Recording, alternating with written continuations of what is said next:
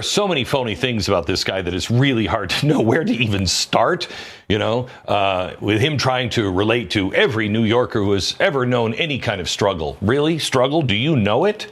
Let's talk about Mamdani's struggle here.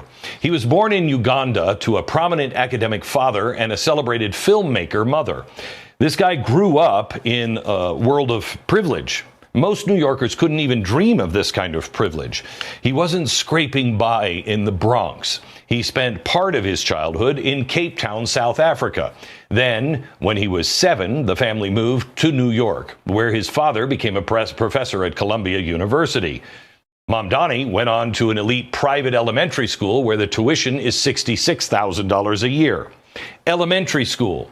He graduated from the Bronx High School of Science. This is one of New York City's best public schools. Then he went to Bowdoin College in Maine, one of those elite liberal arts schools where the tuition alone could buy a house in Queens. He majored in African studies. Struggle, that's where his struggle is. And that in his imagination. After college, Mamdani bounced around. He tried to be a rapper. He worked as a foreclosure prevention counselor. He dabbled in community organizing. Where have you heard that one before? This is the same path that Obama took right before he started to fundamentally transform America. But Mamdani is more like Beto 2.0, even now with more ethnicity. The similarities are striking between those two. They are both failed musicians. They both had an anemic resume before trying politics. And they were both immediately embraced by the mainstream media as left-wing messiahs. Democrats have so much self-loathing about their own age and color that the younger you are and the more non-American sounding name you have, the better your chances for a free ride right straight to the top. In 2020, Mamdani rode a small socialist wave in the New York State Assembly, backed by the Democratic Socialists of America. What did he do there? Well, not much, unless you count viral video stunts. One New York Democrat operative summed it up, I think, pretty clearly. He said, quote, Mamdani was more busy trying to figure out a video to tweet because he couldn't call anybody, because nobody would ever pick up his call. He's incredibly charming, but the guy does not know how to build. Well, what communist does? So there you go. America's largest city is poised to elect a wannabe TikTok star who's a communist as their next mayor.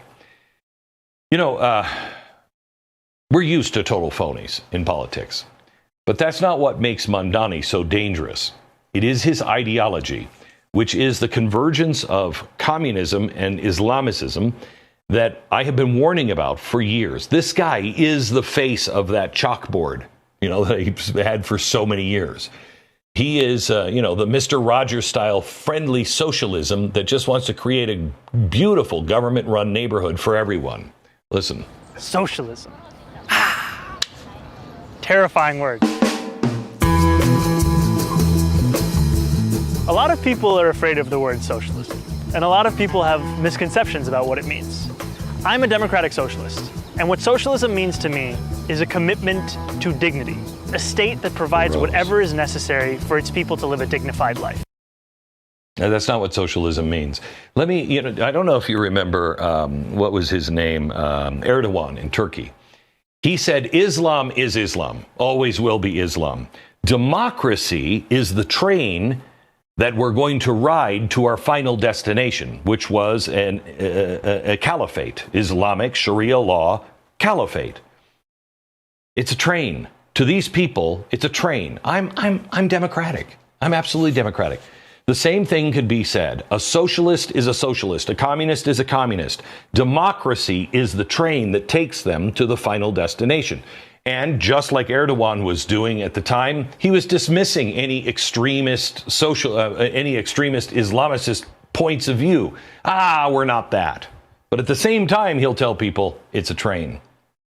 Are we on the train? Yes, We are. As a socialist, at the most basic level, he wants to destroy capitalism. He is a longtime member of the Democratic Socialists of America. That's why the little rose was there. And destroying capitalism is one of their core tenets. In a 2021 interview with Jacobin magazine, he said, and I quote, "The core of the ideology, socialism, is what we really need to talk about. The fact that it's not different sectors of our economy that are failing us, it is capitalism." Well, now that sounds unlike what he was saying there by the water. He has a plan to punish those wicked capitalists in New York City by increasing the corporate tax rate. And you can't hide from Mamdani. But and the beauty of it is that it doesn't just apply to corporations headquartered in New York City. Because when you say this, people will say, well, they're going to go to Florida. Mm-hmm. Wherever you are headquartered, as long as you do business in the state of New York, you are taxable for that corporate tax. We're talking about corporations that are making millions of dollars, not in revenue, but in profit. Do you think that billionaires have a right to exist? I don't think that we should have billionaires because, frankly, it is so much money in a moment of such inequality. And ultimately, what we need more of is equality across our city and across our state and across our country. hey, let's take an 1850s idea and try to apply it to problems today. This is the oldest failed idea in the history of the country and the world. He is Robin Hood. He's stealing from the rich and giving to, well, the other rich, you know. Forget the poor. There's nothing to worry about. It's just the redistribution of wealth for the benefit of everyone. When he first became a New York State Assemblyman in 2021, he specifically stated that that is why he is in government. Quote, "We are in our offices not for the advancement of our political career, but to redistribute whatever capital we can." That's not democracy. It's socialism with a smile. Mamdani's policies read like a socialist fever dream. Free buses, free childcare, rent freezes, and get this, city-owned grocery stores. He even wants to replace cops with social workers from a Department of Community Safety to handle urban violence. You watch how that works out. The Atlantic recently admitted, quote, "Few of Mamdani's policy and funding proposals weather scrutiny." Of course they don't. None of these are new ideas. They are recycled, failed ideas. City-owned grocery stores? Even NPR has reported on the razor-thin grocery industry profit margins that are under 2%. You're making a profit margin of under 2%. How is the city going to make that cheaper?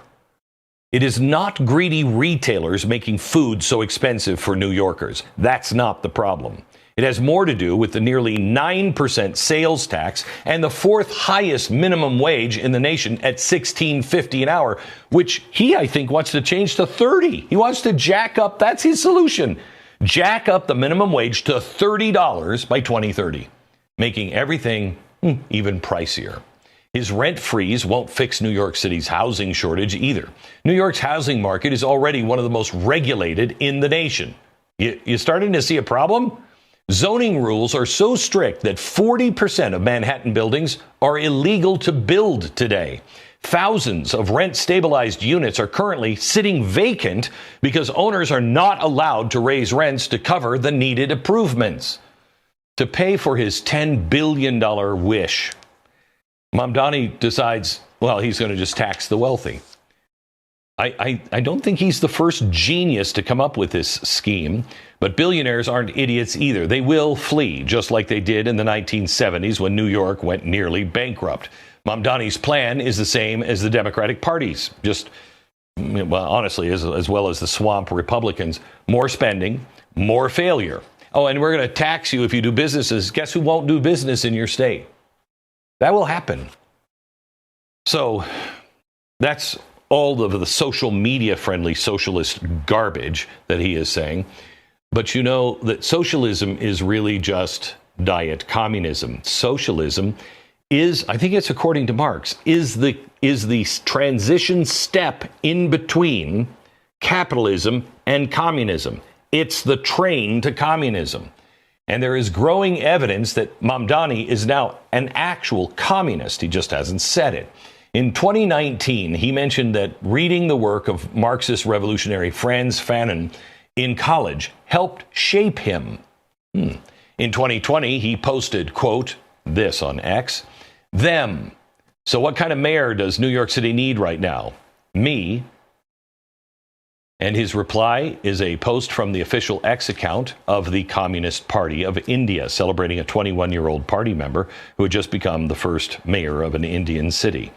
She has replaced police and everybody in the with all of her supporters. I mean, you have to be a party member to be in the government. Is that what you want? Now, his supporters say this is reading way too much into it. Really? He's not really a communist. Wow, well, you must hate Muslims, etc., etc., etc. And the media bends over backward to defend this guy, like the tweet that came out from USA Today. Let me give you this quote. Mamdani, he is not a communist. He's a democratic socialist. A communist believes in collective ownership of all property and an end of capitalism. A democratic socialist aims to reform capitalism through democracy. Choo-choo, everybody aboard the train. Well, USA Today is lying because, as I showed you earlier, the DSA fights, in their own words, for the abolition of capitalism. So they're definitely not trying to reform it. And in light of USA Today saying that a communist believes in collective ownership of all property, let's roll this footage. But to go further toward the Vienna model, we'll have to go beyond the market. We can establish community land trusts to gradually buy up housing on the private market and convert it to community ownership. We can give tenants a right of first refusal to buy out their landlords when buildings go up for sale. And we can fully commit to a new era of social housing, ending subsidies for luxury housing development and using our wealth to build beautiful, high-quality social housing projects that offer good homes and strong communities to everyone. It's a beautiful idea that usually ends with a bullet in people's heads. As if the communism isn't bad enough, there's also Mamdani's anti-Semitism. In college, he co-founded the campus chapter of Students for Justice in Palestine. They're the super classy group that was the main organizer of the anti-Israel protest and encampments on college campuses across the U.S. right after October 7th and the attack by Hamas. His work with the group when he was in college kicked off his lifelong obsession with anti-Israel activism. In an X post the day after October 7th, the attack in 2023, Mamdani said, nothing to condemn Hamas or terrorism. No, instead, he pointed the finger at Israel's alleged occupation and apartheid. He has called Israel's war in Gaza a genocide, sponsor a bill to block New York charities from funding groups tied to what he claims are Israeli war crimes. And he has vowed to arrest Benjamin Netanyahu if he ever sets foot in New York City while he is mayor. And he doesn't believe Israel has a right to exist as a Jewish state. Okay, well, that sounds extremist. This isn't politics. This is a dangerous, deadly ideology that threatens New York City's Jews, which make up the largest Jewish population outside of Israel. His rise is not a fluke, however. It is a symptom of a Democratic Party sprinting to the left, because everybody now who has any sane brain, they're all too afraid of the left. As I told you earlier on the radio show today, they're already literally calling for blood in the streets. There are Democratic elected officials that are now speaking out on this, saying they are afraid of their own constituents. You should be. Now, his brand of friendly neighborhood communism, openly anti-capitalist, anti-Israel, and obsessed with equity, is the future the Democrats now have to bet on. This is a party ashamed of its country, eager to hand the keys to a guy who thinks capitalism is the root of all evil and Israel shouldn't exist. Good luck with that.